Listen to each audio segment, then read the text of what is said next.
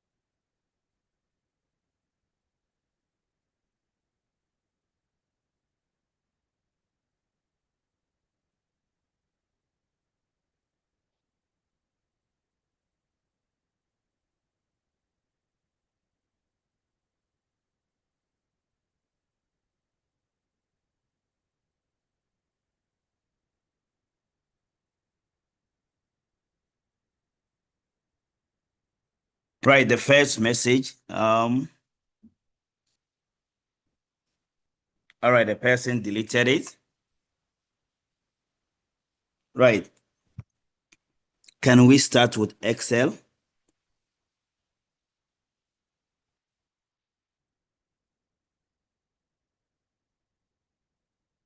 All right, both. You must focus on both. You must focus on both. Basically, they are all the same. They all talk about the topic that you should be expecting. All right, I'm going to go through them again with you whilst I read your questions. Right, like I sent you this scope.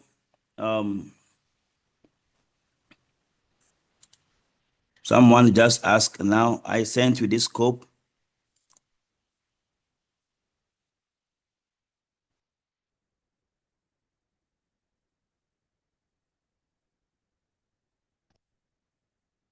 Right, this is the scope that I sent, but it's similar to the first one because they all talk about the same thing.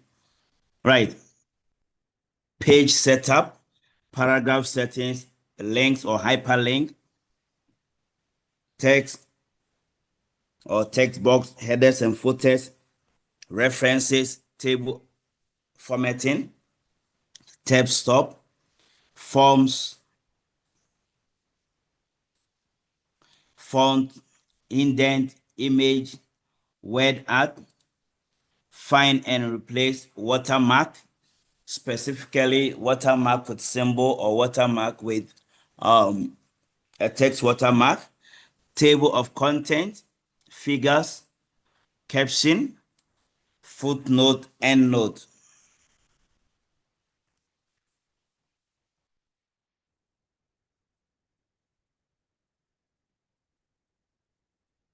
And then when it comes to spreadsheet, formatting, functions, count ifs, sum ifs, different formulas, discount and percentage increase or decrease, chart, VH or X lookup, text function, conditional formatting, date and time, functions, other functions like rand between, average and others, and different formulas. Then date or data validation, subtotal, freeze pane.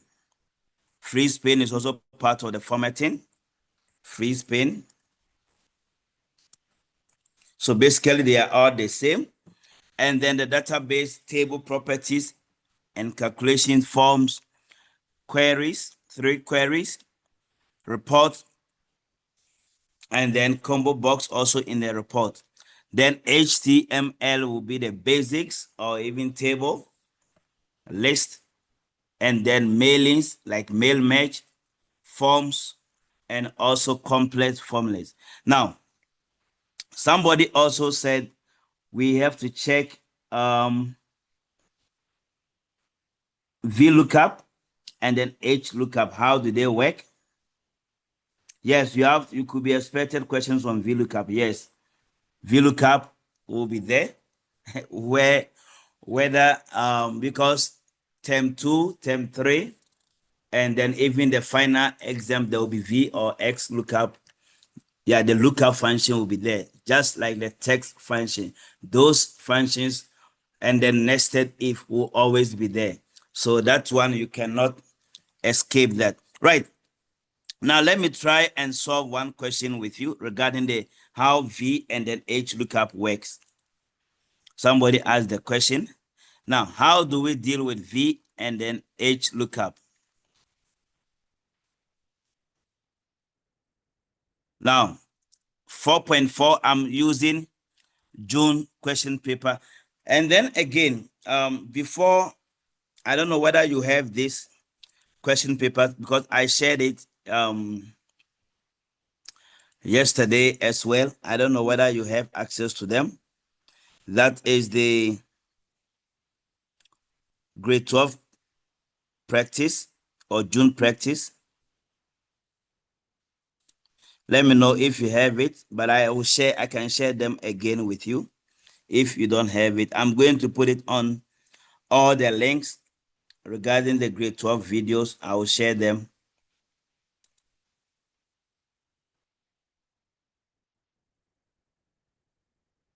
So I'm going to also share them as well.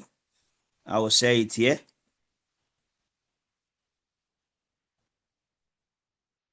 And then I will also share it on that content for yesterday database.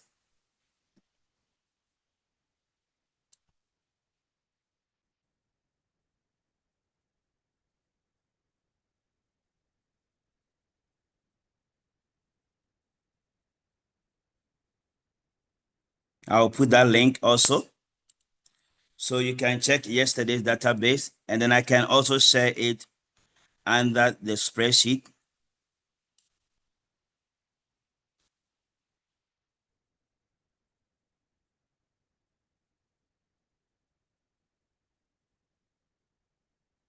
And then also I can share it under Microsoft Word.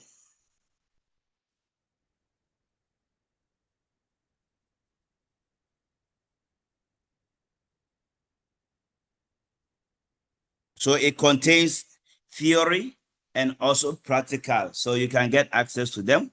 It contains theory and practicals as well. Right. So you can get access to them also using that link. Right. So let's go straight to our questions.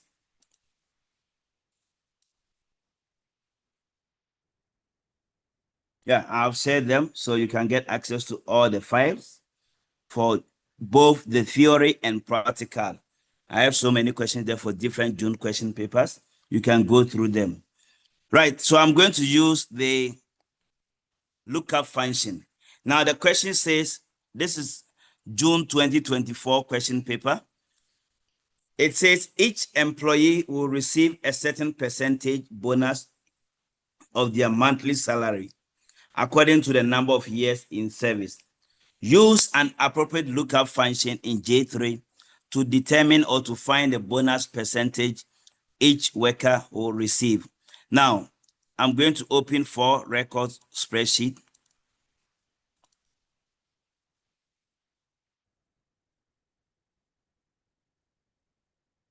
Right, so we are going to insert a function here to determine the bonus. Then the question says we can get each bonus from the bonus worksheet. Now, when you go to bonus worksheet, we have the values here, which has two columns. The first column is the number of years. The second column is the percentage. And we are going to make use of the number of years to take the corresponding bonuses percentage to this side. Now, we can see that the number of years are already here in column D. So the number of years in column D will now become our lookup values. And then we are going to use that one to take out the bonus percentages. Now, before you know which lookup function do you have to use, check whether the table is vertical or horizontal. Now we can see that this table is vertical. That is why you see column A and column B. If they are in columns, then it is V lookup. Now, if let's say you got a table like this, if let's say the table was like this, which is in rows, then this one you are going to use H lookup. So if the table is vertical, we use V lookup. So here we use V lookup. And this is horizontal, so we use horizontal lookup, which is H lookup. Right.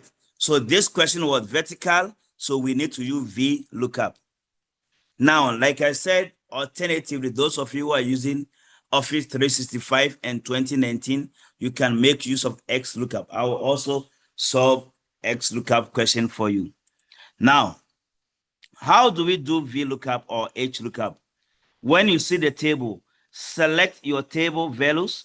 Don't include the headings. So that's why I started from A2 up until B7. And then you right click and then you choose define name. Define name meaning that you are going to give it a name. So here I'm going to give it a name as A, and then you click OK. Just give it a simple name to restrict it. In other words, to make it absolute reference. Now, after that, you go to where you must put the answer. In this case, we use VLOOKUP. Why do we use VLOOKUP? Because it is vertical. So we put equal sign, VLOOKUP. As you start typing, just double click on the VLOOKUP that you see there. And then click on FX. That is insert function. Then it's going to give you lookup value, table array, and column index. Now, where it says table array, you type the name of the table. So here, the name of our table is A. Now look at it. When I type A, it's going to show all the values from that table. Then the lookup value. Check the question. The question says, find the lookup table in the worksheet. Now, the bonus percentage each worker will receive. Now, they do not talk about the number of years. Here, they talk about it. It says, each employee will receive a certain percentage bonus of their monthly salary according to the number of years.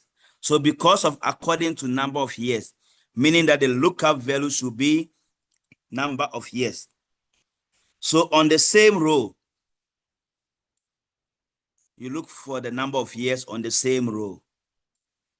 Remember, it says lookup value. It didn't say range. Don't select all of them. You just click on that value on the same row. Then the column index, we are taking from column 2.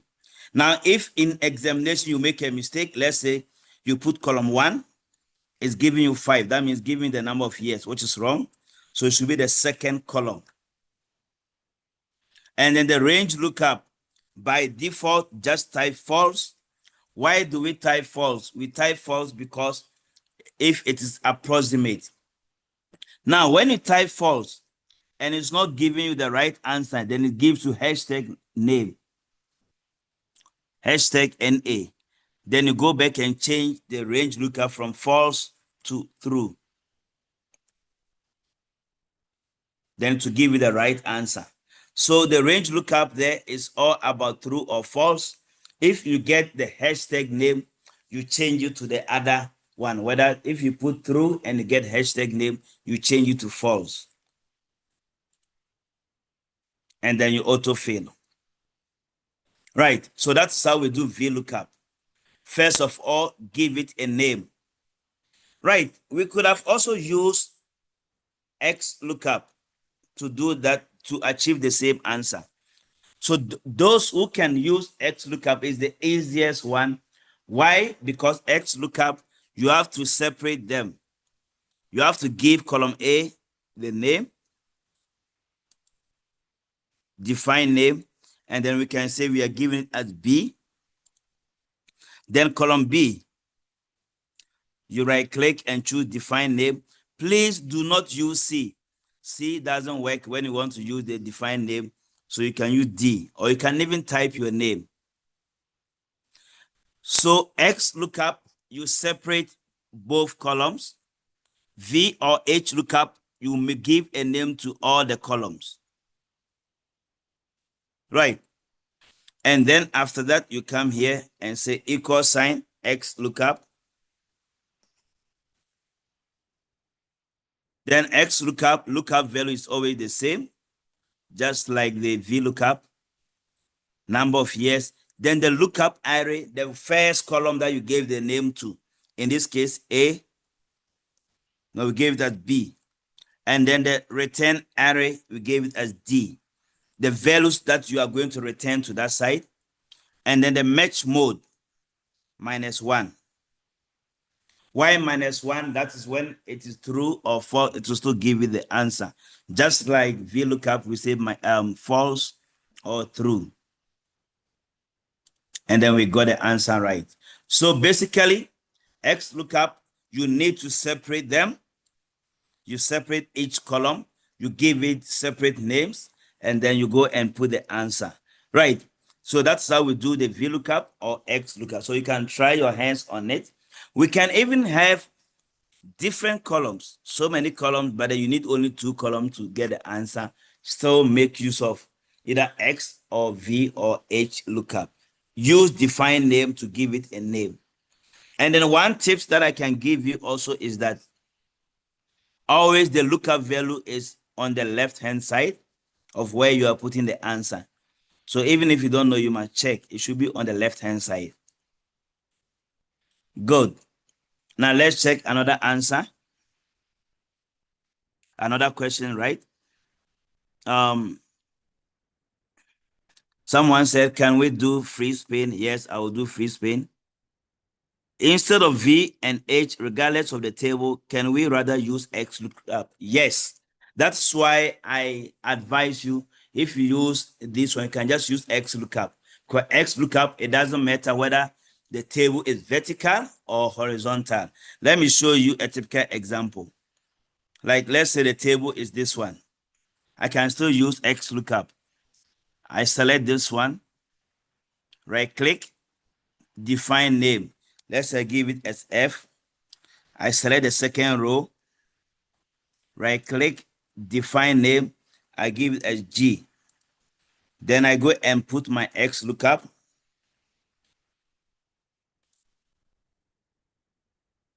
Lookup value is the number of years. Lookup array is F, the first row. Return array is G, the second one, and OK. So we got the answer. Why are we getting hashtag? Because we must put match mode -1. And we got the answer. So X lookup is an alternative function to V and H lookup. So instead of it to use V or H lookup, you can equally use X lookup. Even if the question says use a V lookup, you must still use X lookup if you can do that, because it is not definite. It didn't restrict you to use V lookup. Right. Now we check questions again. Yeah, you can also press F4. Yeah, you can also press F4 to lock it. It also works, especially when you are not using laptops. You can press F4 to lock it. Yes. And then somebody said chat. Okay, I will just check everybody's on.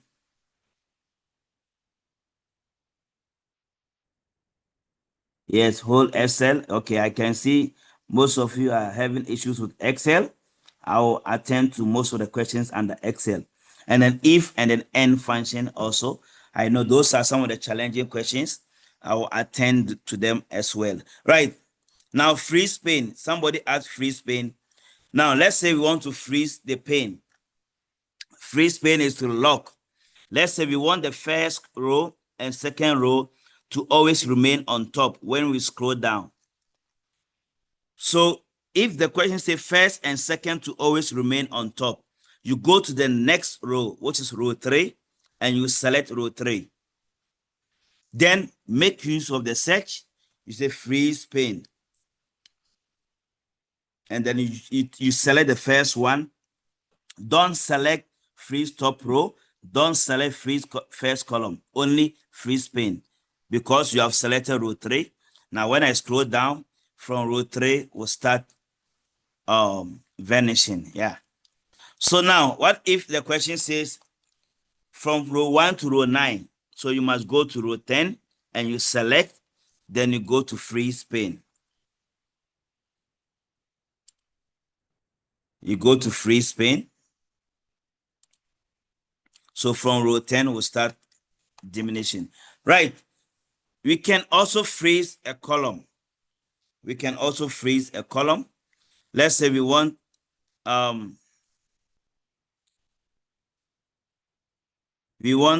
column. You see now, you can see that from A to D is always freeze. So we can unfreeze them. Unfreeze. Good. So let's say we want column A and B to be frozen. We go to C, you select C, and then you search for freeze pane. So when I scroll to the right, A and B will always remain. Right. So that's how we freeze pane. Now, I check other questions also from you.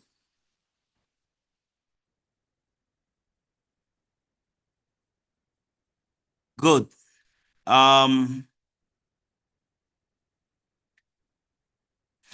If and then the end function, yes.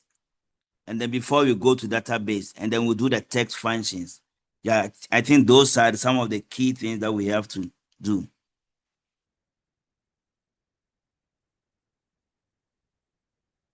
Someone also said files, I can't find them. Okay, the files. Yeah, here we are using Northwest. Today we are using Northwest 2024. So when you go there, this is the one that I'm using. If you go to June practice, and then you see June 2024, don't use prep questions, but you can practice this one on your own. But today we are just using the June 2024. You can take any of these also and practice them. Right. Now let's go to the text functions and then the if functions as well. Right. Let me look for text functions.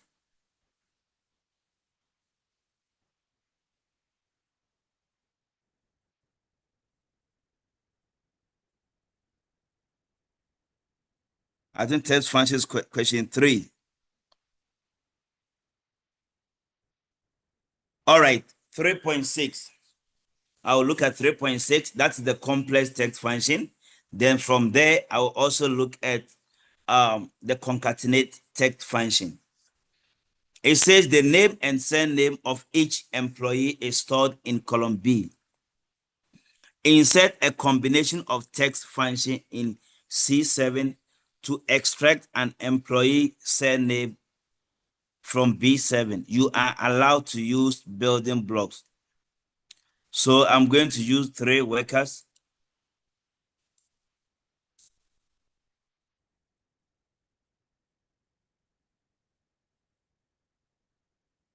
Right.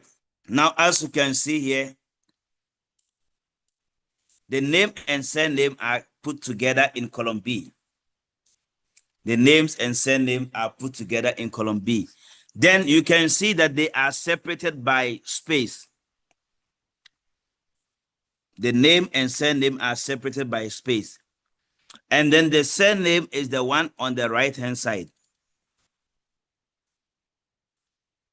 So these are the surnames. And then between the surname and the name, they are being separated with a space. So to have this issue, meaning The surname is on the right hand side. Now, if you are going to take from the right hand side, you go to building block. You are going to need the following. One, you are going to need the right function because we are taking from the right hand side. Now, anytime you are using the right function, it will need the number of characters. Now, the number of characters are not the same. Because of that, we will need a function called len, which determines the total length. So we will need the len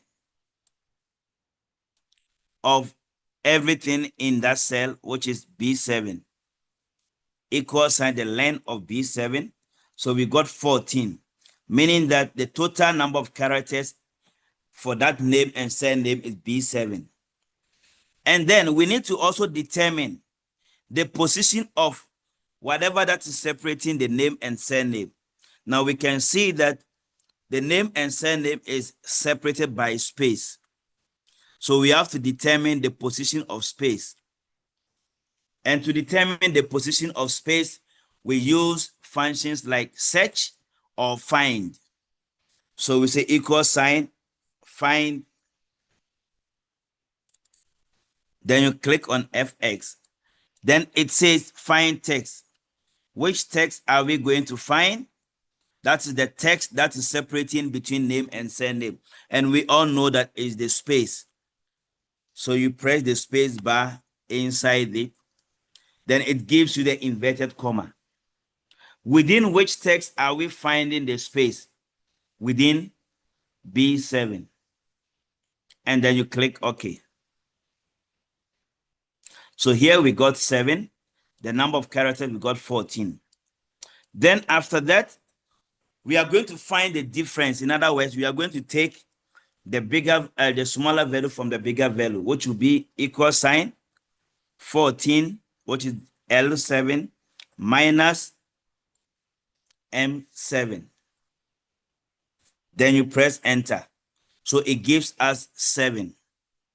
So meaning that this 7 will be our new number of characters for the right function.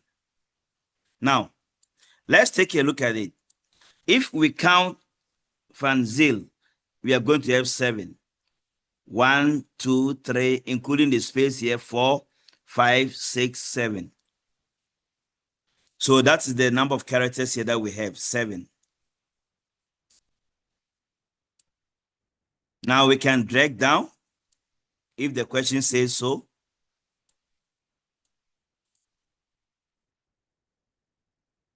Right, now you can see the number of characters are not consistent.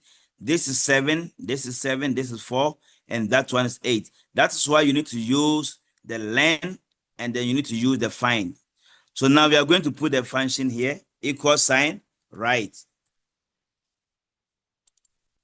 Then you click on FX. The text will be B7. Then the number of characters, you go and click on your answer that we got here, which is this 7. Then we got the answer properly. So basically, you solve this question step by step in the building block by using 1, the len function. Then 2, you use the find function to determine what is separating them. Now look at this. What if it's no space, but then there was a dash in between? Then you need to determine when you are finding this one, the find will be dash. Find text, you put dash. Then you are going to get your answer right. So take note. So sometimes there can be dash separating maybe the name and surname together, or there could be other character. First, determine what is separating between the two, and then you can now also use the len function, then you get the answer. So here we use 1, the len function. 2, we use the find function. So here, what is separating between the two?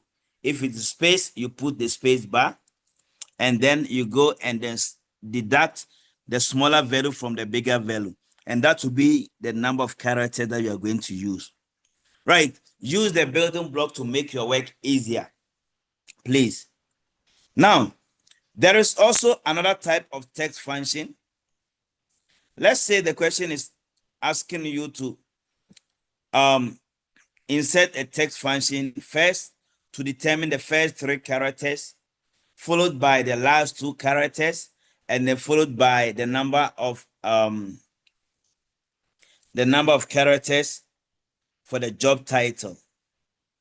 Now, if let's say the question is telling us to concatenate, you go to the building block and do them step by step. So now the question says the first 3 characters of the name and surname. So you go to equal sign, left, click on FX. Then where it says text, whenever you see text, it means click inside the cell that contains the text. So here is A3.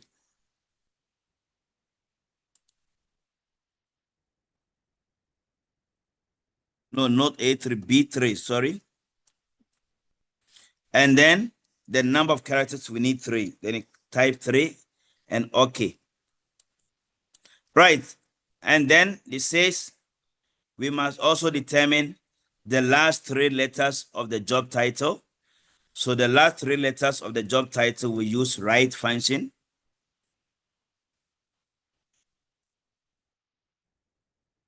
You click on FX. The text, we click inside G3. How many characters do we need? 3.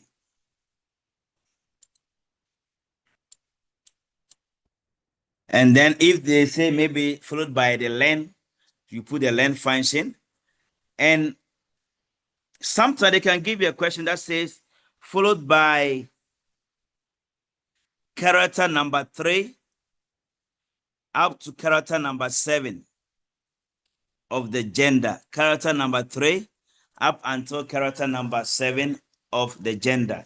So we use the function called mid. If you are not starting from the beginning, neither are you starting from the end, we can use the mid function. Equal sign mid. Then it says text. We want to use the gender. And then the start number. Because the question says we are starting from character number 3. So we are starting from 3. And how many characters? The question says from character number 3 up to 7. So meaning we need 4 characters. So how many characters should be 4? So for the female, it gives us male.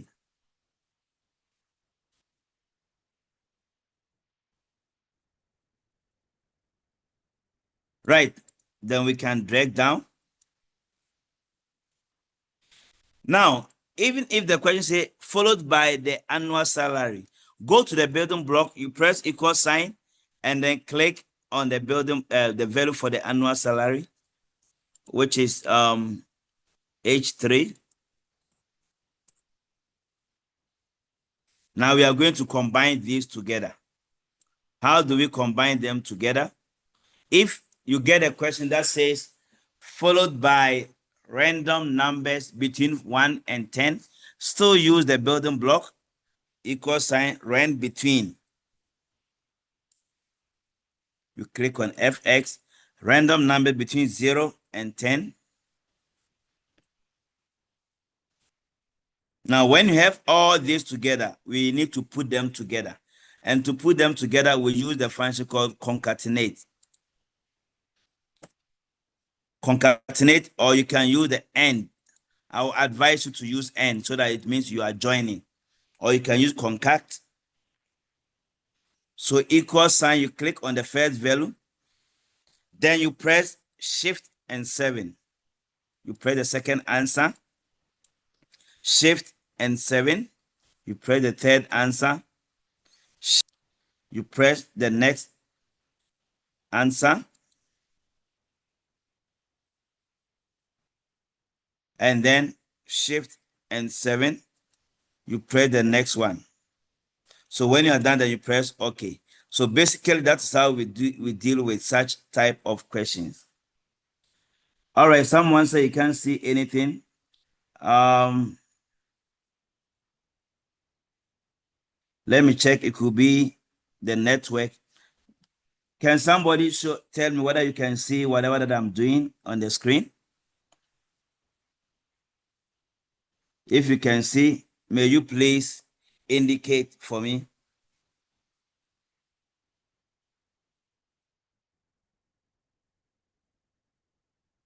All right, thank you very much.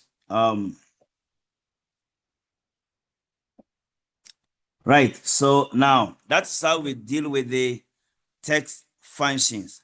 So you join them, you put them together. Now, if the question says all of them should be in uppercase, after that, go to the formula bar. And then where it says equal sign, you just start typing upper. Then you double click on it and then you press enter. It will change everything into uppercase. All that you do is you double click on your answer that you have. Just after the equal sign, you start typing upper. You will see the function upper. If it is lower, you start typing lower. When you double click and then you press enter. So it will convert everything to uppercase. Right, so basically, that is how we convert things to uppercase. And if you want to convert to lowercase, also we use lower. Right, so that's all about text function. Text function, how to use concatenate, and then how to also use combination of text function. Now, what about a question like this? Let's say you have a question that talks about only retrieving the name. Now here it says name only. Now we can see that the name is from the beginning. So meaning we will need the left function. So if it is only from the beginning, then it becomes easier. We will need the left function. And then we will need find function. So equal sign find. What is separating between the name and surname is the space. So you press the space bar, within which text B3. Then you click OK. So if you are taking only from the first number of characters, you have to use only find. Now we got 7. Then you come and put your answer here, equal sign, left. The text will be B3, number of characters. The answer that you got under find, then you say -1. Why do we say -1?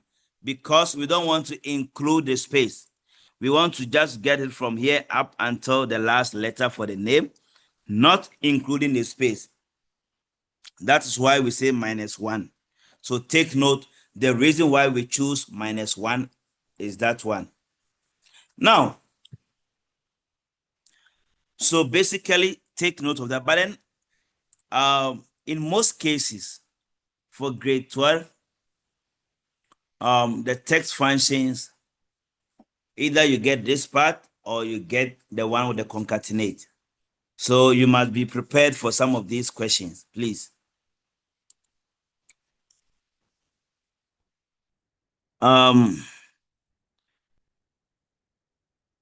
Right, now someone says subtotal. Before that, I will attend to the if and then end function. Then I will go to subtotal. Then I will make sure that I will address everybody's concern today before we leave, so that you'll be well prepared. Now, the subtotal. Let me check if I can get subtotal question here. And obviously, subtotal is mostly there. If it is not on question 4, you normally find it under question number 7. Question number 7.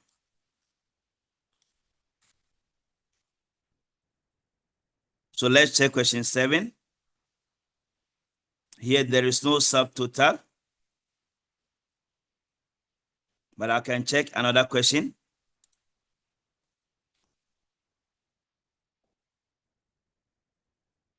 Let me check June 2022.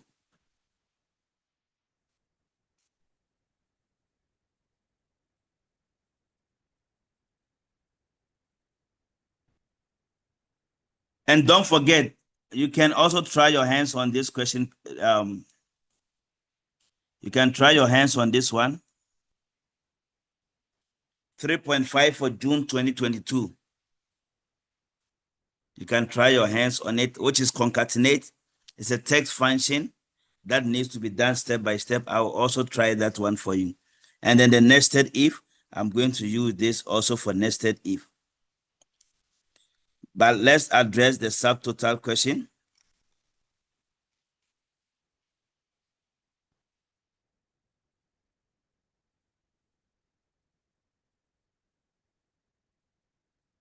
Right, we don't find subtotal question 2022.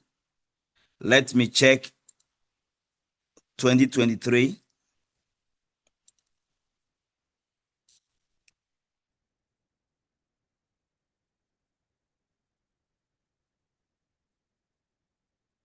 Yes, 2023, there's a subtotal question. 4 guests.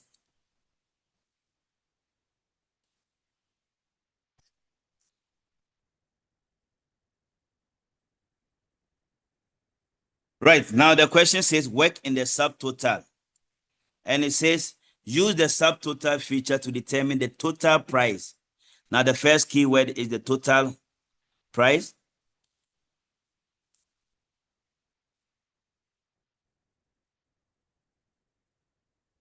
So we use the total. And then the next one is the price. And then the next keyword is for each hard drive. So now you have this keywords. First one is the total. That means we will use the function called sum. The second one is the price. That means we are going to add the prices of what? Of the hard drives. So these are the things that you must take note. Total, you must look for the function. There could be a question like find the average. So the average of each hard drive or average price. Now, when you have this type of question, the first thing to do is to select your entire data.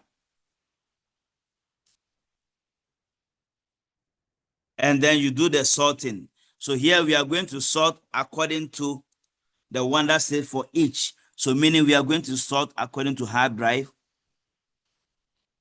How do we sort? We can use the search in exam to make your things easier. Then you see sort. And then sort by the hard drive. Make sure that you have taken my data has headers and okay. So it will sort according to hard drives for you. After that, you go to subtotal. We can get subtotal from data tab, and then you see subtotal. Now with the subtotal, you will see here at each change in, where it says at each change in, you select the column that you sorted according to. Now remember, we sorted according to the hard drive. And then what function are we going to use based on the question? Is it total? So the function will be sum. So sometimes you can get a question that says average. So the function will be average. And then again, the total what? Price. So you come here where it says add subtotal to, then you take the price. Now, here is very important. They can also ask you questions to make the summary to be below the data or above it. And then again, they can ask you to also make page break between, then you take this one. Then you click OK. So we can see here, they have grouped all the hard drive HDD, and then the total is added under the prices. Then again, SSD, total, prices. Now, sometimes they can give you a screenshot like this. First of all, look for the one that has it to be bold with a function attached to it. Let's say if it's average, you see HDD average. And then the average was performed under which column? This one. So you have to always check that type of questions. Right. Let me check other subtotal question before we proceed, where you need to see a screenshot.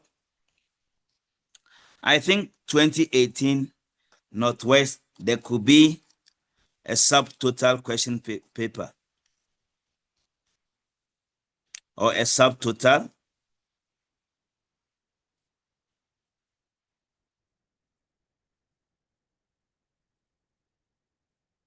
Normally subtotal, if it's not in question 4, it will be in question 7.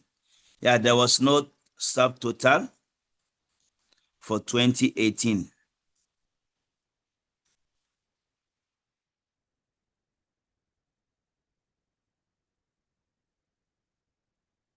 All right, there was no subtotal for 2018, but I'll come back to these questions also as well. There was only graphs and others. Let me check other question.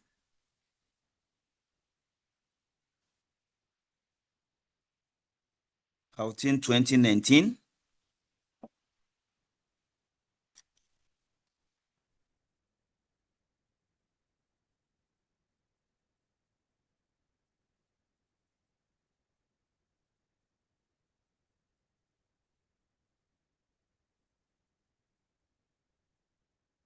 Yeah, there's subtotal here. Now you can see here, it says use the subtotal outline feature to display the average installment per package. So meaning the function used was average, and then it was done on installment column for each package. That means you have to sort according to package. So this one, let's try and do this question as well. That was question 4.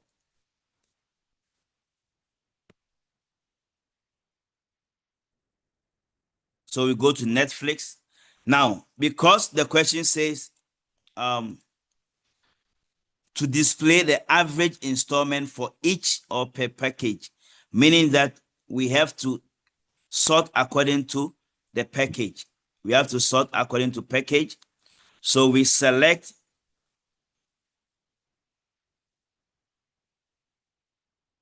from the search, you type sort, and then we are sorting according to package. Then you click OK. After that, we go to subtotal from data, subtotal. Now, like I said, at each change in, you must select the column that you sorted according to, which is package. Now the question says,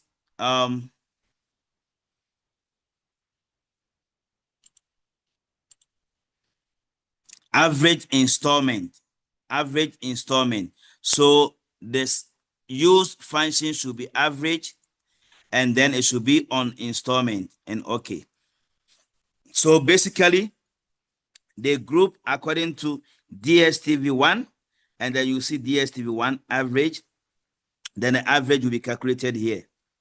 The same applies to DSTV2, and average will be here. So that is how the subtotal. So in case, let's say in examination, they gave you a screenshot, what you must identify, which row has empty spaces, which is this one. And then from there, you see a function name, which is average, and then they group according to the one that has the function name. And which column did they do the calculations on? You will see that will be the column that has values. So in this case, it will be under installment. So they can give you a screenshot like that. Then you must know how you should solve that type of questions. Right. Now, let me check other questions again. I'll check other questions again. Calculated field, yes, I'll come there. I'll try and sort out everybody today. Queries, we will get there. We want to finish spreadsheet, then we go to database as well. Right.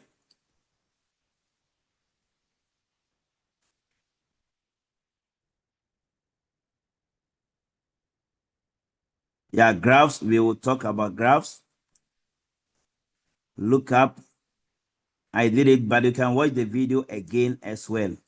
Right, 2024, somebody said question number 4.6. Now, I will come to that one soon. I want us to also look at if function or the nested if function, and then the sum if and then the count if. You must know the difference as well. The sum if and then the count if. Now, still, I'll come back to the 2024. Still under the prelims question paper 4. Still under that.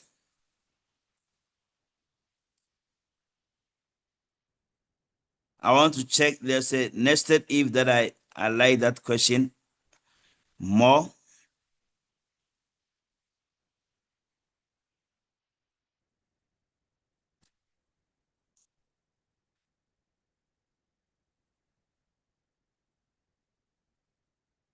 All right, let's check this question also. 4.5. Now 4.5 says, and then 4.4, because those are the basic functions you must also know, like the average and the rounding the average, mode, and then the count ifs, and then the sum ifs. We are going to look at that. So I'm going to open question 4 again. Still working on the details. Now it says, insert a function in cell M6 to calculate the average installment for all the clients. Use a function to round the amount off to the previous whole number. Now, I like this one. Those of you who are doing math, previous, that means we are rounding back, which is round down. Now, if they say to the next whole number is round up. If they don't mention that type, it is just round function. So take note of that. Now, that's why it is 4 marks. So we go to M6. Here is M6. Now, before you do this type of questions, what you need to do is you use the building block and then put the answer for the average. Whenever you see average and then you have to round it, first of all, put the average calculation in the building block, then you use the round function to get the answer inside the cell that where the answer must be. So I can go to the building block anywhere or on the same row, say equal sign average. Double click on the average and then go to FX. Now they are saying the average, according to the question, average installment in column I. So you go and select the values in column I.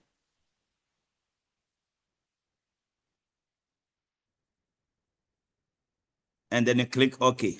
So we have the average here. Now we are going to round it to the previous whole number. Now, like I said, when you say round to the previous, the function to be used is called round down. If you say to the next whole number, is round up. Equal sign round. As you start typing round, you will see round, round down, round up, and other functions. So we need this round down. Click on FX, and then you go and click on your answer from the building block. Then the number of digits, because the question said the whole number, the number of digits should be 0. And then you click OK. Forget about whatever that you're having here. You have done your part. You have rounded it to 0. If it gives you still 2 decimal places, that is not your problem. This is the nearest whole number. It has truncated the decimal place here. It has truncated it. Instead of 64, now we have 3644. So that is the right answer. Right. So when you see that type of question, don't forget. Now, we move straight to the next question that talks about the total. Now, it says in M8 to determine the total installment. So you see total. Total means sum of the installment for Netflix in column F. Now, because you see total with a condition, they didn't say total for all, but they said the total for only Netflix. So we use what we call sum with a condition, which is sum if. But then one thing that I can advise you is that grade 12s always study sum ifs. Don't think about sum if or sum ifs. Don't think about what function should I use. Should I use sum if or sum ifs?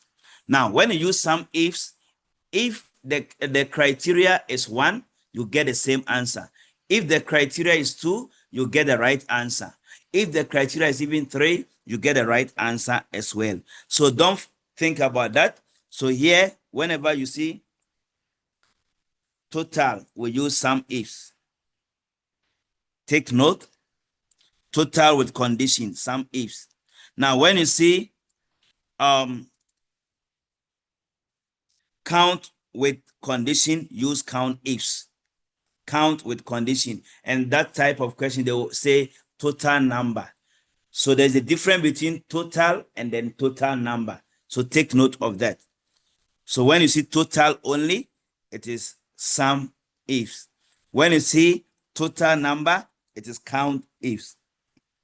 Now, let's do that question here. So we are going to use sum ifs. Equal sign, sum, then you see ifs. And then you click on FX. It will give you some range.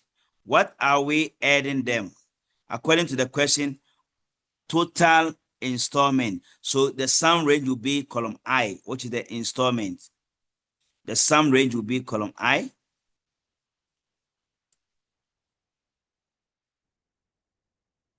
And then the criteria range 1.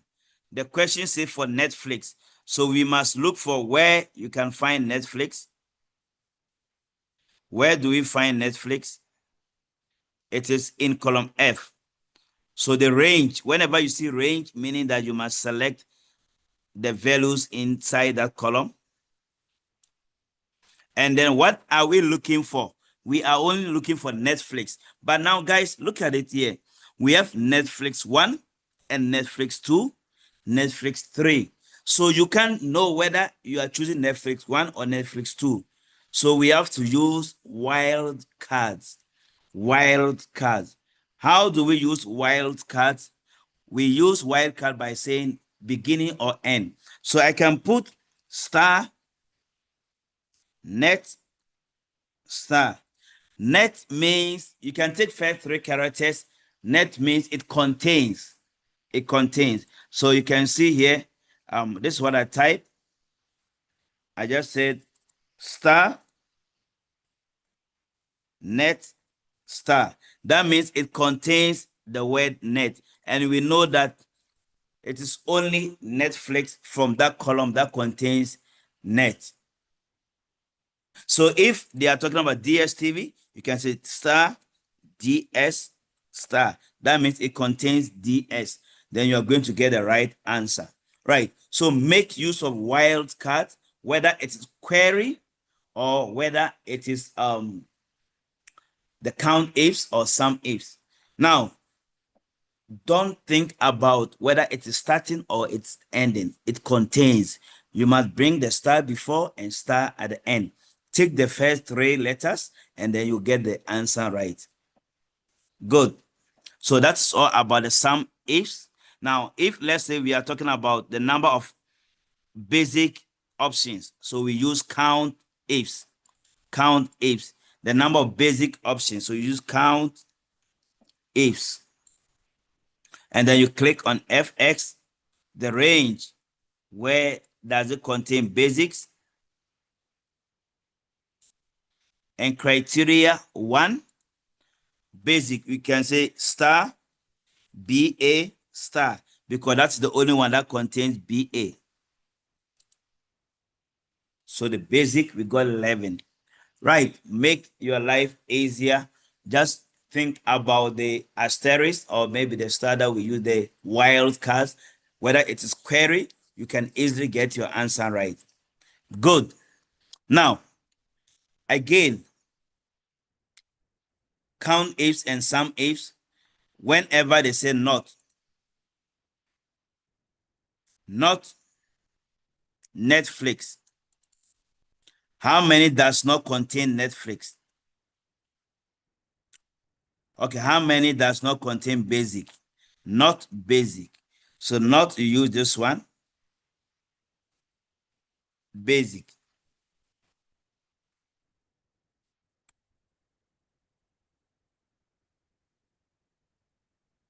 So the basic, that means it doesn't contain basic, or you can use the not function. Normally that not works perfectly for the logical, or you can use the less than and greater than. Please, when it's numbers, so when you choose less than, greater than, not basic. So we got it right, 39. Not. So you can get a question, so try to explore, because you can get questions whereby examiners will want things to be difficult for you. How many did not choose basic? That means not. And this is what we use for not. Whether it's also database query, we use the same thing, not. Right. So that's all about the count ifs and sum ifs.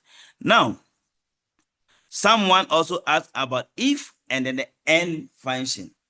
If and then the end function. Now, let's say the question says all those who chose DSTV1 and then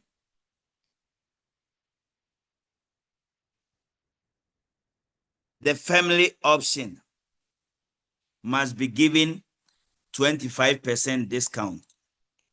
Let's say you got a question like this. DSTV1 and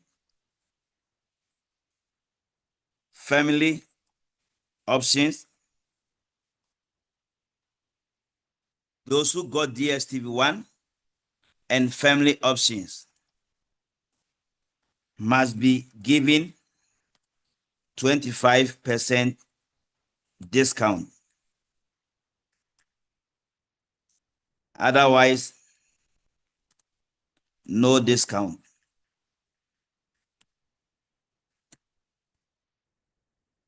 Calculate the new discounted price. Now, this question can be 6 marks or 7 marks because of the word and. It means that there are 2 columns. As you can see, there are 2 columns. When you have if function and then you see 2 columns, first one is the package, second one is the options. Now, they are saying that those who chose DSTV1 and then they also chose option of family, they must be given 25% discount. Otherwise, they must not have any discount. Calculate the new discounted price. Now, if you have 2 columns like this, then you must use if and then the and function. Now, we can do that question by also using building block. We can use building block to make our things easier. So we go to building block, and because of the word here end, we are going to use end function. Sometimes you can get a function that says DSTV or family option. Then we must use or function. We also have X or, and then we also have not. So these are called the logical functions. They are called the logical functions. We can combine logical functions with the if statement. Now, when you have this type of question, first of all, go to building block and use the logical function, which is the end function. Then you click on FX. Now the first one is a logical one. We are going to talk about the first condition. The first condition says, if the value, it should be on the same row. If F4 is equals to DSTV 1.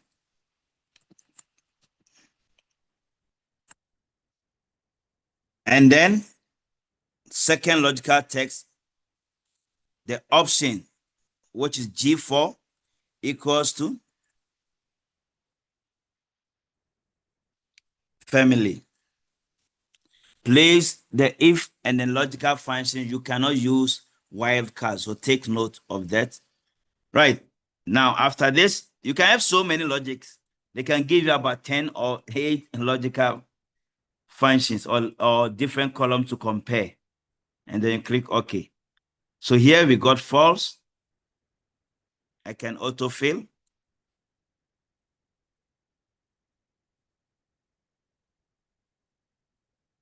So some are true. After that, you come and put your function here. The question says, when both conditions are met. And remember, when both conditions are met, it gives you true. Now, so we are going to use the if function here and say equal sign if. You click on FX. Logical text will be the answer for the true or false. If 04 is equals to true, always use the positive one true. If equals to true, then we must calculate 25% discount. Now, remember when you are using discount means you are subtracting that percentage. So we are going to have 100 minus 25%. So it's going to be open bracket 100% minus 25%. Close the bracket times the installment. Remember, the original percentage is 100%. Now we are having discount. That's why I said minus 25% times J4. Otherwise, the same value for J4 should be there because there is no discount. Now, where they say otherwise, you can say 100% times the installment. There we go. So we can autofill. This is false, so the person got the same answer, the same installment. Now, this one is true, so the value here from 2,988 has been reduced to 2,241. Right, this is the function that I use. If 04, which is the end function, the logical function there equals to true, comma, 100% minus 25% because we are having discount of 25%, meaning you must subtract from 100% times I4. Otherwise, 100% times that one, the money should be the same. If it is percentage increase, we add. We don't subtract from 100. So basically, that's how we do the percentage increase and also decrease. Then this question wanted us to add it with the if function.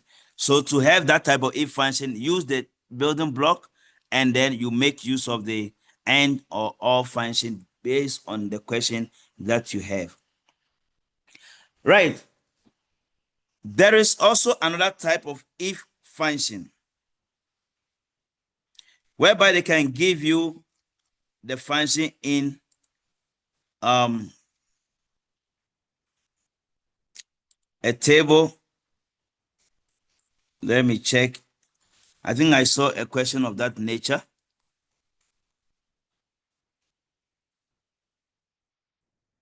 Yeah, this one. That's 3 grade 12, June 2022, 3 grade 12. Now here, they gave you, we are comparing only one column, which is the average percentage. So in that case, we cannot use if together with n.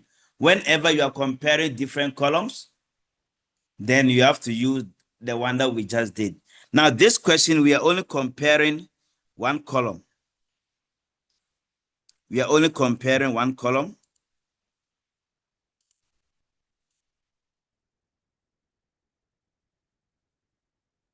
So here, June 2022, question paper.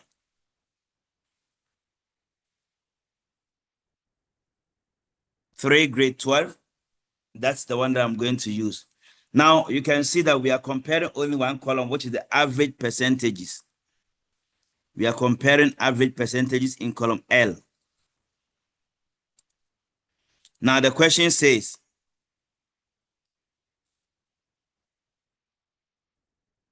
when the average is from 80 to 100, the value of the bursary should be 18,500. When it is 75 to 79, it should be 10,500. When it is 70 to 74, it should be 7,100. And then when it is 0 to 69, it should be 0. Now we are using nested if function here. To do that, because we are comparing only one column, equal sign if,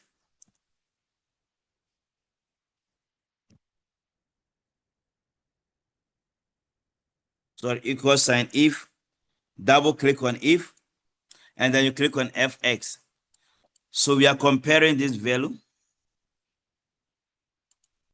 If L8, then you can start from the highest. 80 to 100, that means greater than 79. So if L8 is greater than 79, then we should put 18,500. Then the value if false, we start with another if. Then you open bracket. Whenever you type if and open bracket inside the value if false, it's going to give you the open and close bracket. Go and click inside. Then it will open its own function argument. Then you repeat the steps. Again, L8. This time we are on the second one, which is greater than 74. You must always pick the first values, not where it is ending. We pick the first values. So we pick this one.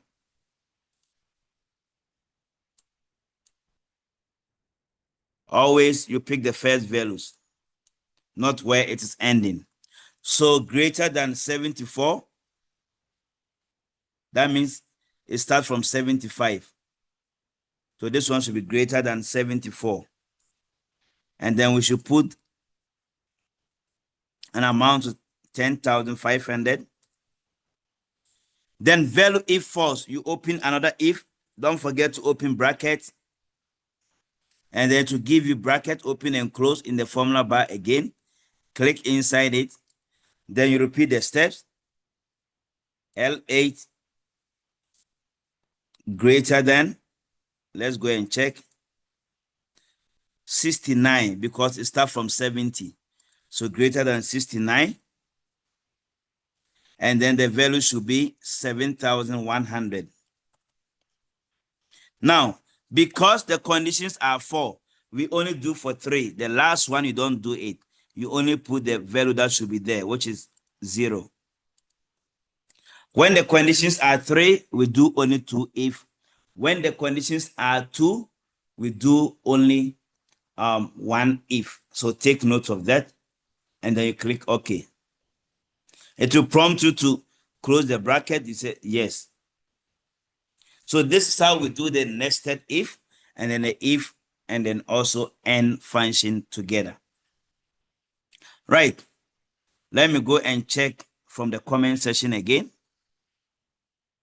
Yes, somebody say Netflix. Can you say Netflix star? Yes, that may begin with Netflix. Yeah, that is correct.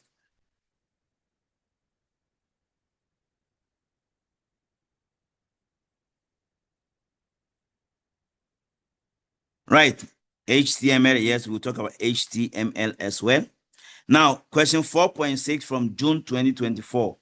Let's go and see what is there in 4.6 for June 2024.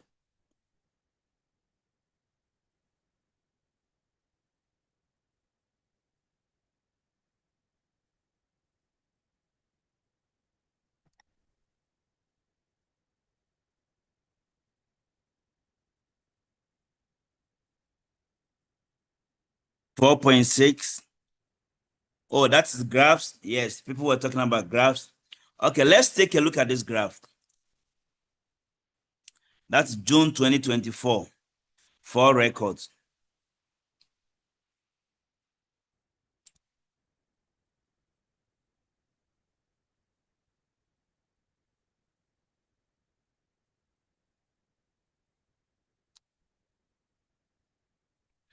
Right. Let's take a look at this graph. It says we must create that graph. Now the graph has the same names and then the annual salary. So the same names and annual salary, only that one. Now, there's no job title. This type of question, we can approach it in different way. Now, because we want to omit or remove the column B, somebody can just select the same names and put them somewhere and copy the salary and put it next to it. You can do this. You copy, you come and put it here, you paste. You select the salaries, you right click, copy, you come and put it here, you paste it. Then it's easier for you to select and draw your graph. You can easily do that. Otherwise, the right way to do it, you first select the cell names, hold down the control key, press the control key down, select the annual salary. It will now leave out. After that, you remove your finger from the control key. It's going to leave out column B. So you hold down this. Then you go to insert, graphs. Now the graphs is vertical, so we can choose this one.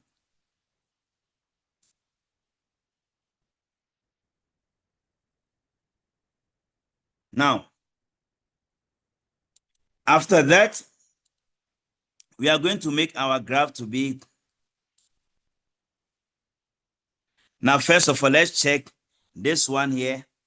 The cell names have been rotated. So you click on the cell name to select it, right click and choose format axis.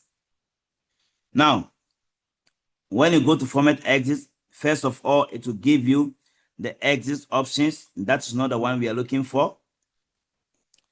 You go to the next one, say size and properties. That is where you see the alignment. And then you change it to rotate all text 270 degrees. Then we have that one. And then again, we put the cell names and annual salary as the data values or the data labels. And also, axis title, you go to chart element exit title. Then we can type here cell names.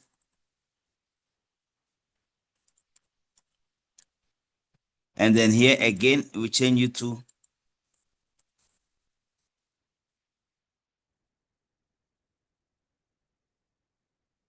and then you can change the heading as well. The heading is top 10 highly paid employees. So you change this heading.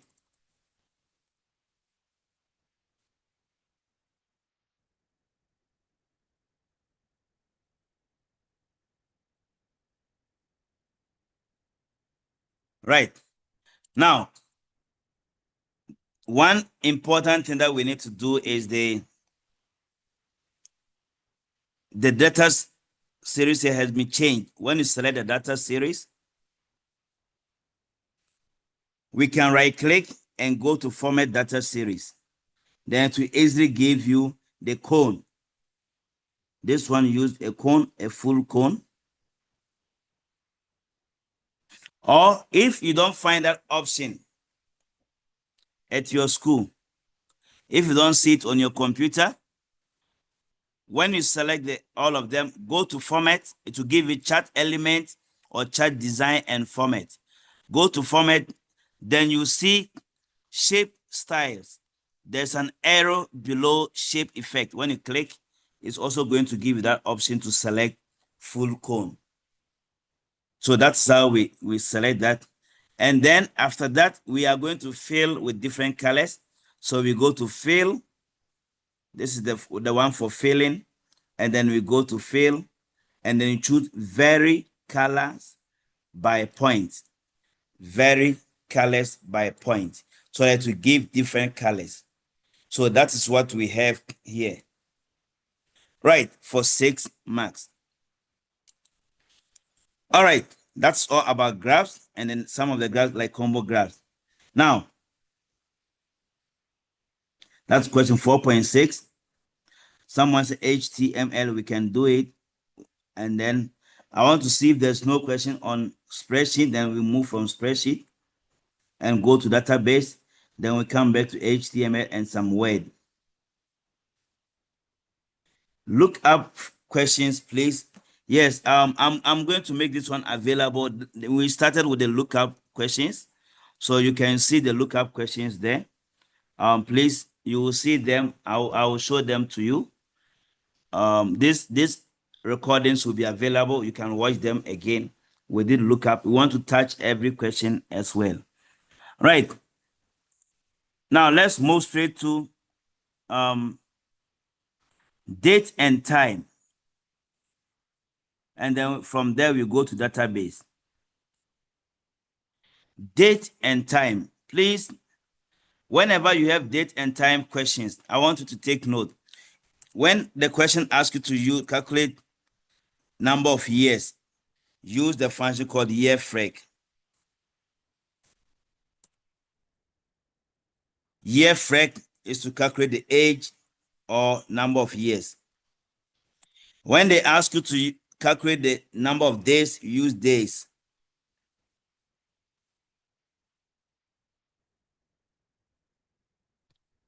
When they ask you to calculate the number of weeks, still use days or what. So basically, the date, we are going to make use of this.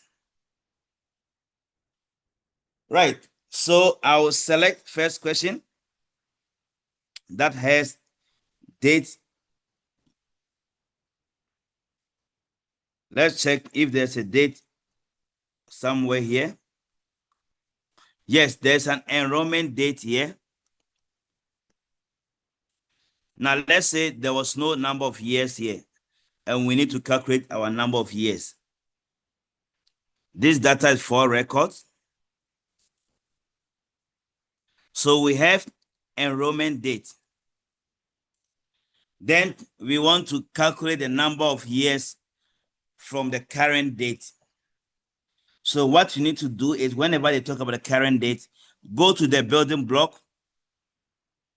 You must go to the building block and put what we call today's date. So today's date we use today. So equal sign today. And if there's no building block, you can create one for yourself. So equal sign today. So you get a today's date. Now, if you are going to refer the today's date with other date, don't forget to right click and give it a name, define name.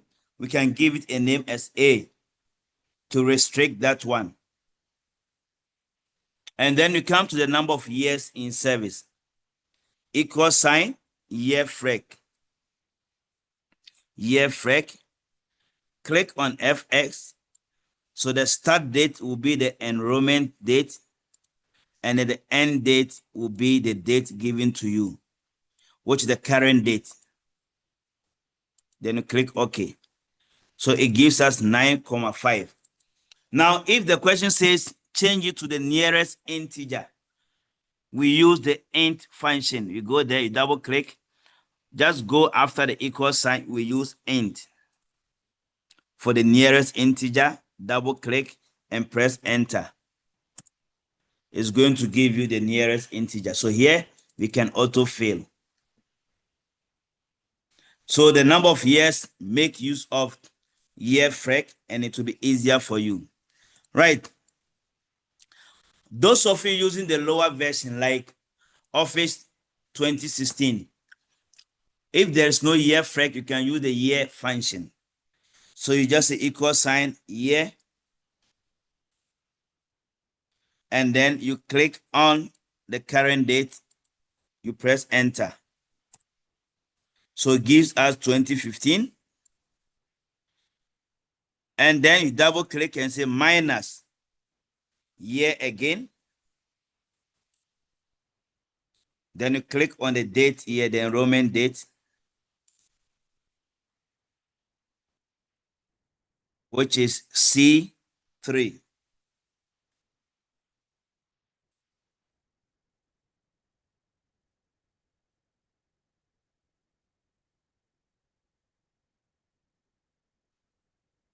So it is year of A, which is the year of today, minus the year of C3, which is employment date. Enter. It's going to give you date, but don't worry about that. Right click and choose format cell. And then where is a date, you change it to number. Okay. So it gives us the number of years. Right. So if you're using lower version, you can use year.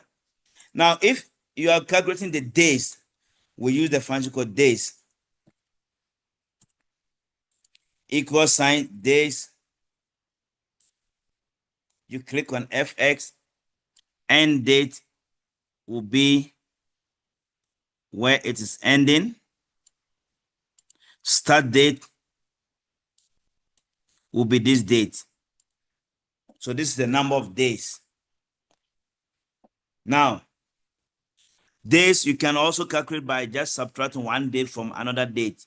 It will be equal sign, the end date, which is the bigger date, minus the smaller date. Also, you can get the days. When you subtract one date from another date, you can get the number of days. So take note of that. That's how we calculate date when we are dealing with what do you call it? Excel. Now, what if you get a question again that says employment date? Calculate a new date, date of retirement. If the person spent 10 years and 20 days, 10 years and 20 days, give a function to determine the date that the person retired. Now, 10 years and also 20 days. All that you need to do is go to the building block and break them down step by step. The date that you have, you use the year function. and then you click on that date, you press enter. To extract the year from that date, you go again, equal sign month function. To extract the month from that date, enter. And then use the day function. Extract the day from this date. So after having these three, this is the year function to get this. This is the month function. And this is the day function. After getting these three dates, we now use the function called date. Equal sign date. Why are we using date? Because we want to determine the new date. Then you go to FX. Where it says the year, go and click on the year. The answer for the year. Where it says the month, click on the month. Where it says the day, click on the day. Now, after that, the question says 10 years and 20 days. So you go to the year space there and say plus 10. And then you go to the day, you say plus 20. Then you click OK. So this will be the new date, which is 11th of November 2025. Right. So break them down in the building block by using the year function, by using the month function to extract them from that date you have. Then plus means you after, minus means before. So that's how we use the date function. You can also use the time function and others, the same thing. Right. I think we have done a lot under spreadsheet. Let's move to database. Now, database, people are talking about calculated field.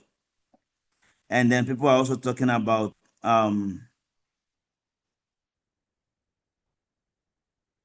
yeah, I say it's 9 when you're using year frec, and then 10. Yes, but it's still the same. Remember, we rounded it, but the answer is still correct. You get the same answer. Right. We move straight to the calculated field or the queries. Now, I'm still going to make use of 2024 question paper, and then I'll focus on the queries. Now, here people are talking about queries. As for this one, the surname changing and then the properties, I don't think it's a problem. And here, two compulsory capital letters, always check the input mark sheet they will give you, then you refer to that. Right. This one should be there. The structure of this question paper is always like the structure of every database question. You get combo box or the lookup. You get required primary key. You get questions under validation rule. It could be date. You get questions under input mask. And then from there, you go to form. You can modify the form. And then you go to queries. Now we are going to this query, which is aggregate function. Now 5.3. Look at the screenshot that you have. It's a type of contract and then the sum of annual salary. Now,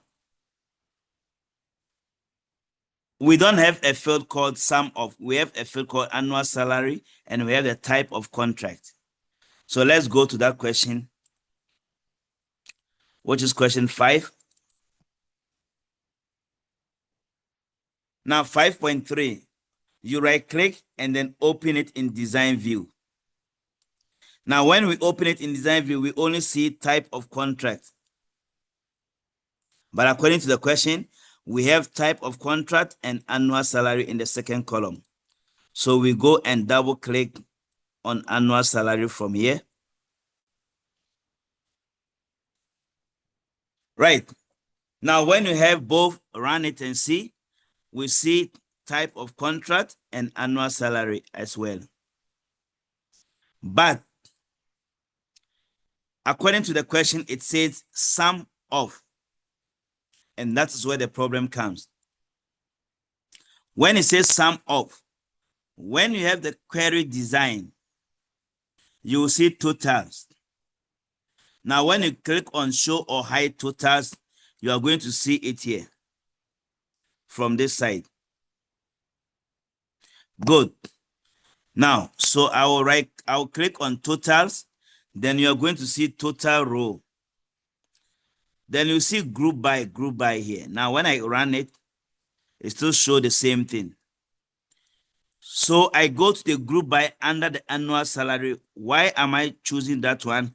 Because from the screenshot, it says sum of. So I have to go there and choose sum function.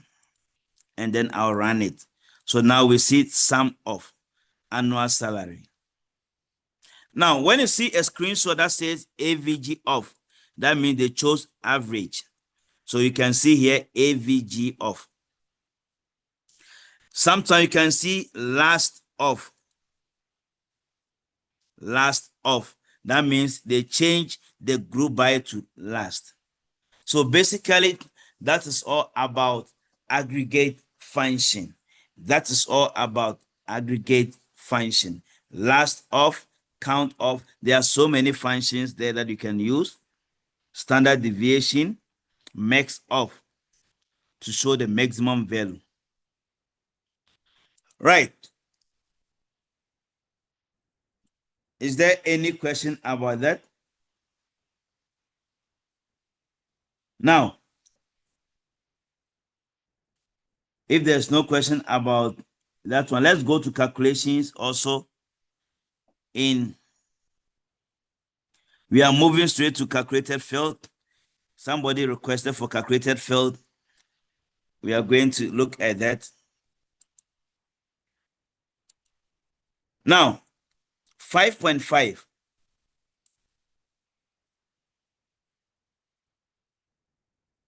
or 5.4, create a query called QRY5 underscore 4 based on the TBL staff table. Display only the name, surname, date of birth, and then the job title. Display the surname field in alphabetical order. Include all engineers and technicians earning an annual salary of more than 1 million, and then you close it. Now, we are creating, whenever you are creating, you go to create, query, design. Then you go to the table where you need to create from. According to the question, it should be based on TBL table. So we look for TBL staff. We double click on it. Now, when you choose TBL staff, the question says we should display the name. So you double click on name. We should display surname. You double click. Date of birth. Job title. Right, only did 4. And then the question says sort according to the surname. So we go to the row for the sort. According to surname, we choose ascending order. And then the criteria, it says include all engineers. Include all engineers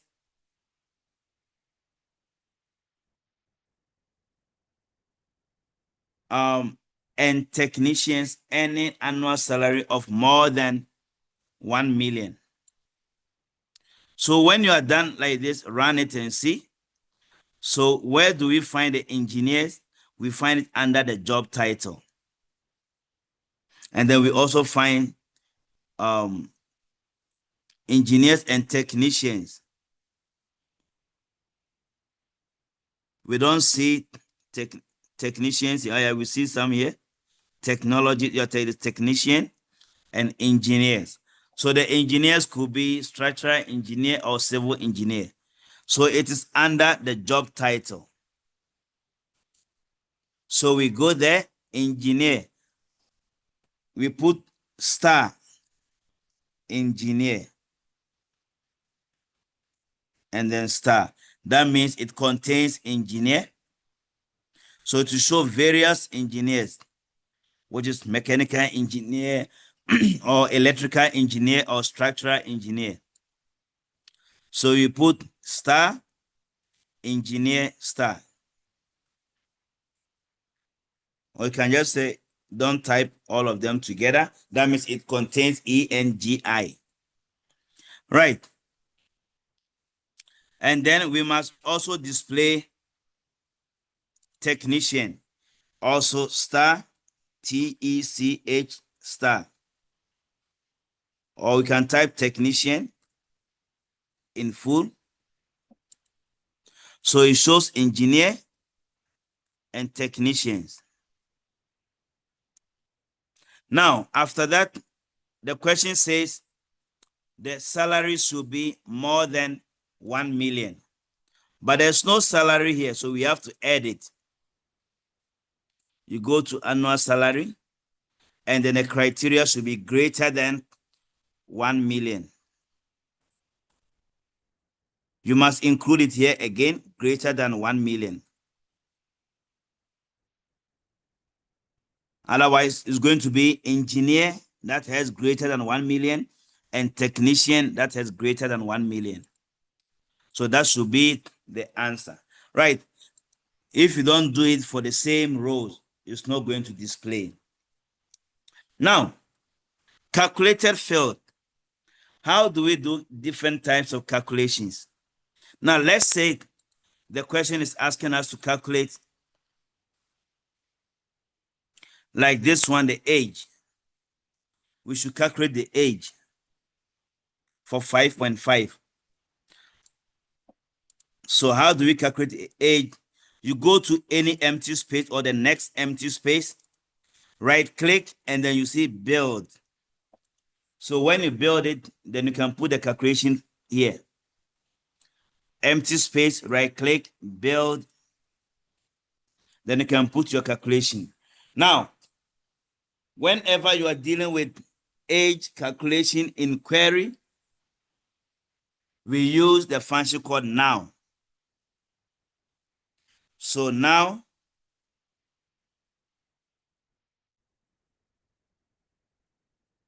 you close bracket, which is the current date, minus date of birth is here, you double click. Now, after all this, you put all of them inside bracket, divided by 365.25. Why comma 25 or 0.25? Because there is a leap year. Run it. We get our answer right. Now, we can change the EXPR1 to the calculated field name called age. We change it to age. Don't forget to, don't delete the column. So now we have our calculation for age. Now, if the question says should be on formatted as integer, format it as integer. So you right click and go to properties, then you choose fix under the format, and the decimal place should be 0, so that it will be fixed as integer. We can also solve the same question. Right click, build. Instead of us to choose divided by 365.25, we can also use the function called year function. Year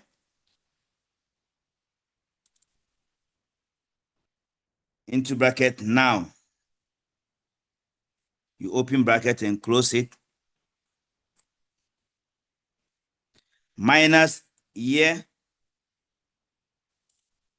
into bracket date of birth.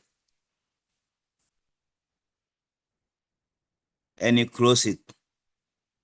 So that one can also give you the answer.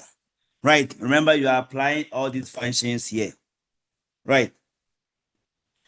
Now, so that's all about the calculated fields in database. Now, how do we do calculations also? Let's say we are going to calculate discount. Again, you right click, build, we are going to calculate 10% discount of the annual salary. So you say 10 over 100 times. There is no annual salary here. So you have to go to the database with the 5 workers, and then you choose the table.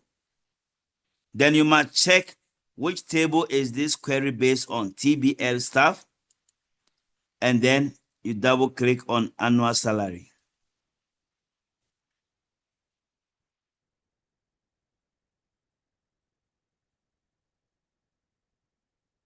I think it's here. Yeah, here is it. Double click and then you click OK. So we can do that as well. Calculations, any form of calculations, you can do it here. Right.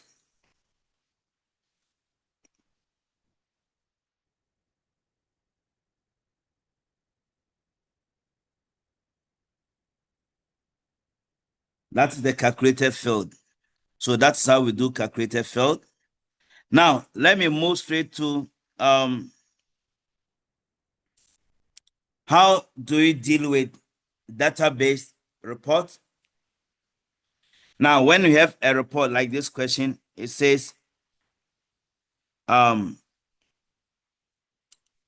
must modify this report. So you right click, report design. Now you can do calculations here. You can fill in and do all sorts of things. Now, if you are going to do calculations, if you don't know where to find group, you go to group and sort, and then you type group. It's going to display for you. So here we can add the group and we can add the sort as well. Now add group. Let's say we are grouping according to type of contract is there already. If you don't want it, you can delete it as well. Now we do calculations inside the group. So you see more. Let's say we want to find the average annual salary for each type of contract. So when you click on more, you see with no totals and then totals on. You select annual salary, then you choose average. Then you take the last one, show subtotal in group footer. So basically that's how we do this type of calculations. Right, I think we have done a lot in database. Let's move straight to HTML, and then somebody's asking page number also in Microsoft Word. Now, HTML, I will take this question as an example. The basics.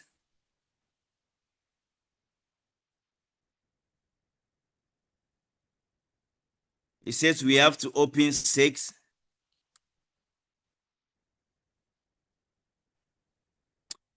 underscore budget. So you right click and choose edit with Notepad++. Now you always answer the question here where you see the comment. That's where you must answer that question. Now the first question says, add the text 2024 budget speech to appear in the browser tab. Browser tab means make it a title. So you type it inside the title, 2024 budget speech, or you can just put the title tag if it is not there. The second question, make the necessary changes to the heading budget 2024 so that it can be horizontally centered across the web page. This is the heading. We must center it horizontally. Remember, H1 is heading 1. They can ask you to even put H2. So you go there and say align equals to center. Remember, you type the center inside inverted comma, and it should be in American English, not RE. It should be LER. We are aligning this one to center. The next question, horizontal line. Horizontal line, we use HR. Now, HR is already there. If it's not there, you use HR. The question said the size, which is the thickness, should be, let's check. Thickness should be 3 pt. So size equals to 3. Don't put the pt there. And then the width should be 60% across the page.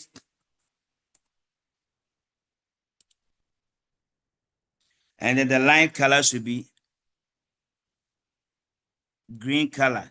So you say color equals to green.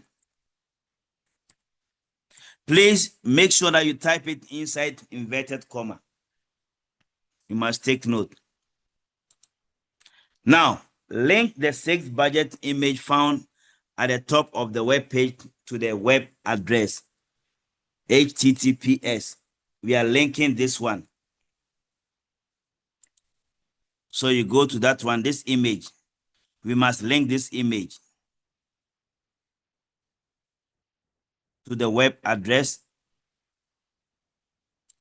That question is 6.1.14. So you must always check the question number. Right. So we are going to link this image. So linking, we use a href, hyperlink reference equals to this image, which is img src equals to that. Now, the question says the link of that image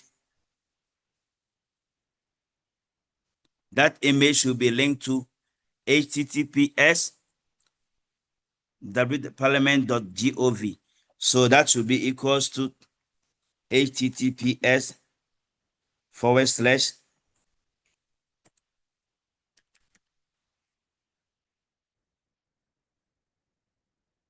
.gov.za.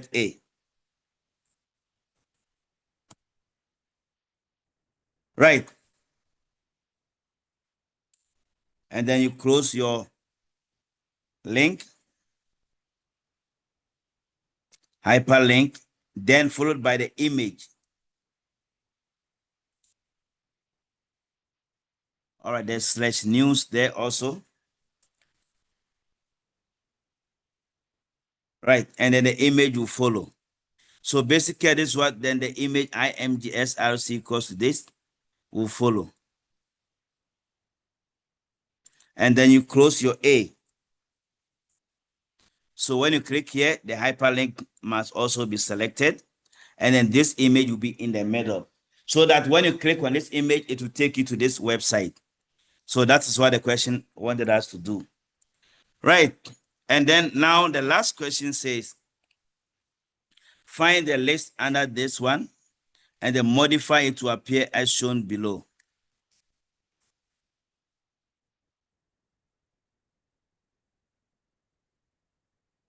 Example on the previous page.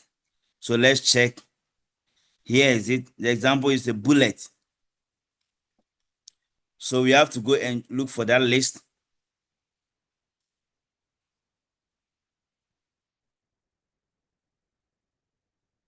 Here is the list. And if it's a bullet, it's UL. So UL type equals to maybe circle. If it's circle bullet, you can also be asked to put an image as a bullet. And also, LI is a list items. So each list item you put LI. So take note. Now this one here also, UL type equals to that with LI. They must be closed. So that's what we needed to do. You must take the type of a list and check whether they have closed them properly. Now, if it is going to be a number, we don't say UL, we say OL. OL type equals to, let's say, A. That means you want to use ABC. And then you close it with O. OL. Right, that's ordered list. And then you must know I is italic, B is bold. You must know also bold is B. and then the U is also underlined. Now, let's check the next question.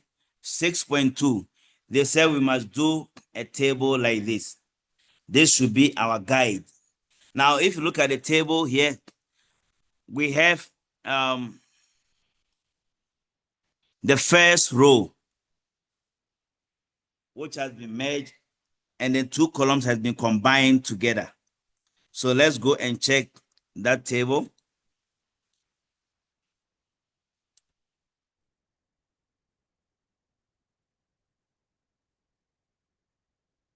Right.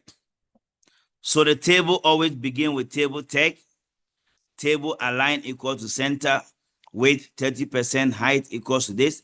Now there is no spaces, so we must say cell spacing.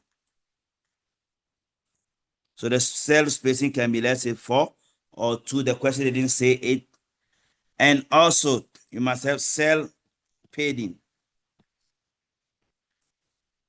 The cell padding is the spaces between the cells.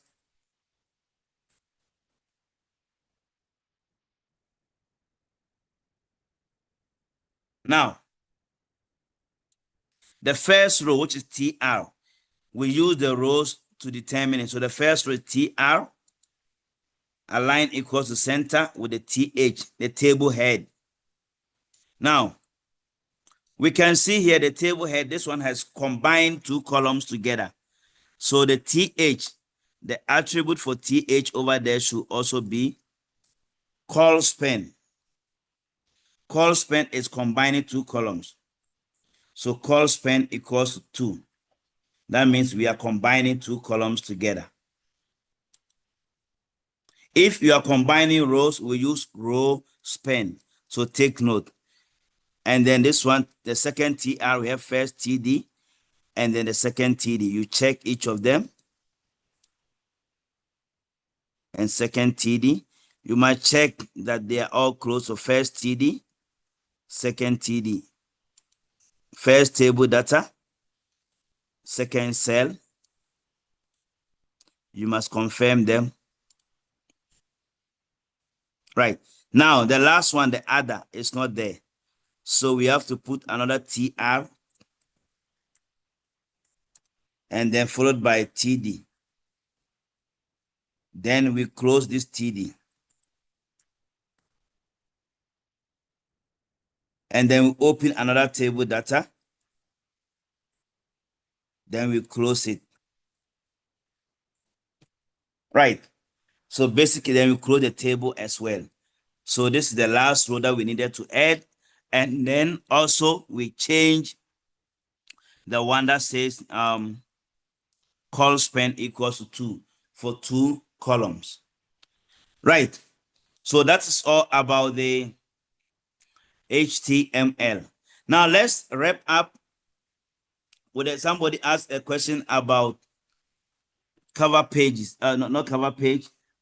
Okay, somebody said combo graphs. Can we do one with a screenshot and gives us tips? Is that the combo box? You must let me know, or the combo graphs. And then we move to the cover page or the page numbers. Somebody asked a page number somewhere. I must confirm it's a page numbers. How do we do page numbers in Word? Let me have the first one. Let's say one budget. And then I want to insert page numbers, odd and even. Now, let's say I want to insert page numbers here. I'm not going to number page 1.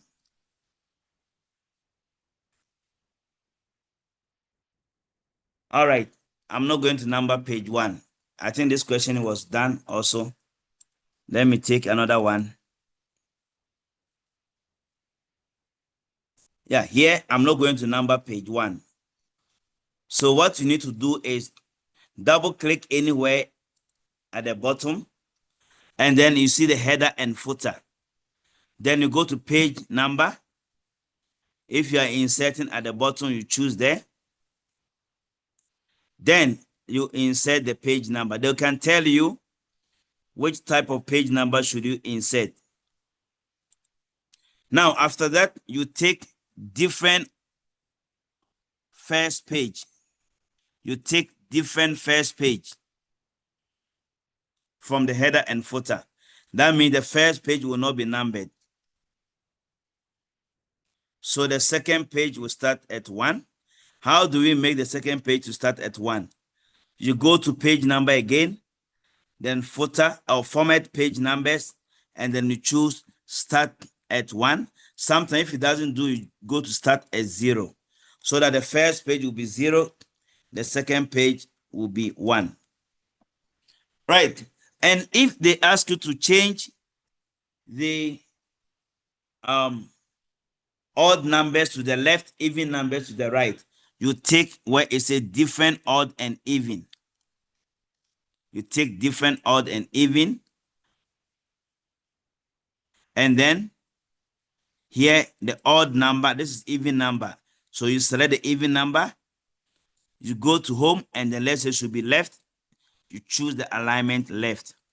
Then you go to the odd number again, you select, you go to alignment to the right. So you can see odd numbers are on the right, even numbers are on the left. Make sure that you take different, odd, and even. If it's not take, it's going to give you problem. Now I think mine is taking time. I can go to layout and also take here different, odd, and even. Now the moment you take different, odd, and even, one of them will be missing. Here the even number is missing. Then I can now take it again to the bottom and to the left. So even number to the left, odd number to the right. So you must take different, odd, and even from header and footer. Then that you can achieve that. So that's all about page numbers in Microsoft Word. All these Word videos, you can watch them, the lesson that we did, you can watch them again, and then you'll be able to answer every question. Now let me check the last one, if there's any question. Someone said a combo box. Now, how do we deal with the combo graphs? Combo graphs simply means combining one or two of graphs together, like line graphs and other graphs also.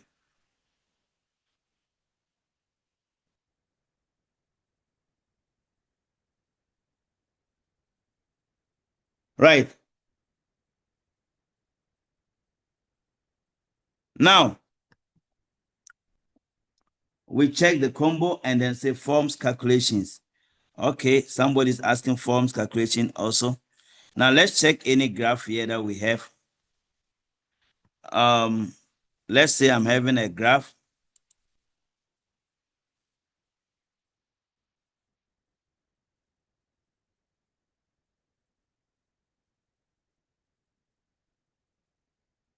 Let's say I'm having other values like the monthly values.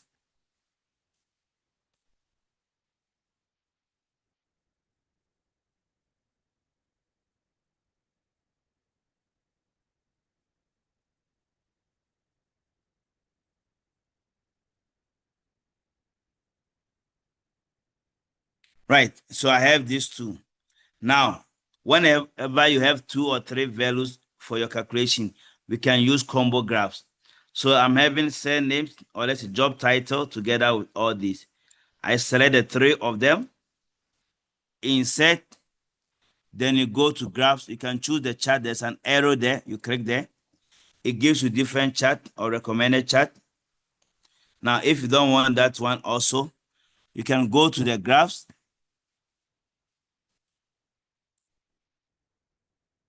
Let me just go to graphs, create chart,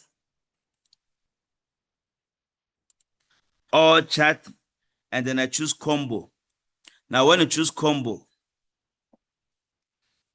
if you want maybe this one to be clustered column, the question will tell you with a screenshot. And then I take this one.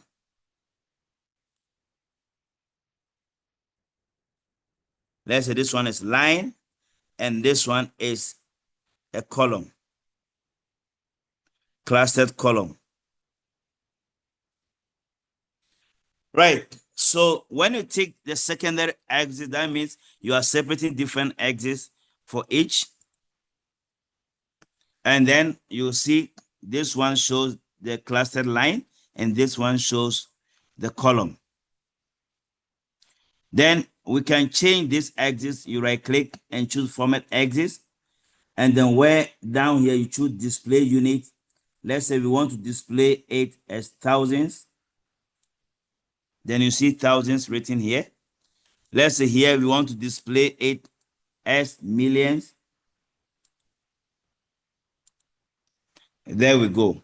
Then you can change the title and add it. So combo graphs is basically having two or more graphs or maybe values that you put together and then you draw one graph. Right. So that is all about combo graph. Calculations in forms in database. Let's say you have this database. This is the form. You right click and choose design view. They can ask you for action buttons also. When you go to form design, you can choose action button. Record navigation, let's say save record. So there will be save record there. Now, calculations. Let's say we are going to do calculations here. That will talk about the average or something. Now, to do calculations in a form, we use the text box. And you draw the text box inside the details section. Then you right click on that text box. Then you see build. We have build event. And then you double click on expression builder. Now this is familiar with you guys. So let's say we want to calculate 30% of the annual salary. You say 30 over 100 times annual salary. Please don't choose the one that says label. Label is just the caption. We use the one that is the field. We double click on annual salary. And then you copy your answer. You select, use Control C to copy. You click OK. You come to where it says unbound. You press equal sign, and then you choose Control V to paste it. Now let's run it and see. It's going to calculate the percentage there. Right. So we can do all forms of calculation. What I left, the same calculation that we have been doing in queries, you can do it here. The only difference is that here we choose a text box, and then you choose right click, build event, then expression builder, then you type your calculation here. After that, make sure you copy it. When you right click, it won't give you copy. You must use Control C to copy. Then you come and paste it inside where it says unbound. So that's how we do calculations in database forms. Right. Any question? If there's no question, I'll end here. The recordings are there. You can watch again, and other recordings are also there. You can watch all of them together. Right. If there's no question, thank you for your time. I wish you all the best. Don't forget to use tell me what to do more often in order to finish. Even database, if there's a thing that you don't know, conditional formatting or whatever, go there and type the keyword. It will give you an easy access to that. Thank you for your precious time.